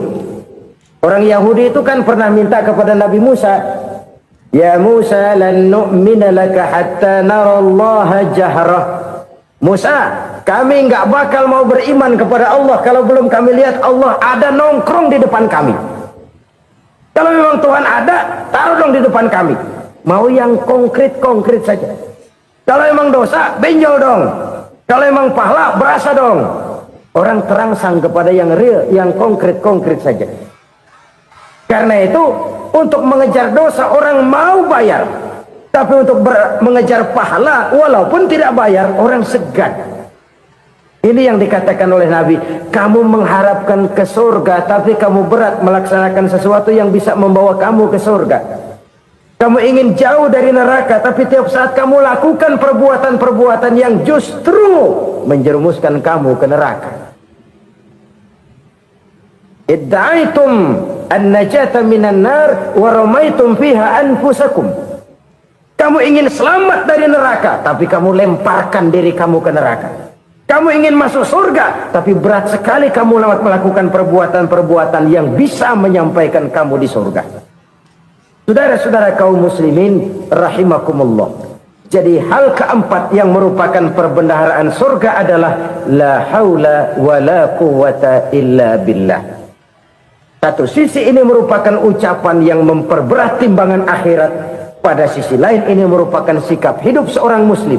Kesadaran batin yang sangat dalam bahwa tidak ada daya dan kekuatan kecuali Allah. Dan itu kita simbolkan pada saat memulai pekerjaan dengan Bismillah, dengan menyebut nama Allah. Satu kesadaran moral, saya hanya bisa melakukan ini karena diberikan daya dan kekuatan oleh Allah. Lahirlah sikap tawadu, rendah hati, tidak melonjak menjadi angkuh dan sombong. Saudara-saudara, sampai sini dulu jumpa kita kali ini. Semoga 4 perbendaharaan surga ini dapat kita lakukan, yang kelak akan merupakan bekal kita di kemudian hari nanti. Amin ya rabbal alamin. Terima kasih atas segala perhatian, mohon maaf atas segala kekurangan. Usikum wa iyaya bitaqwallah. Wassalamu alaikum warahmatullahi wabarakatuh.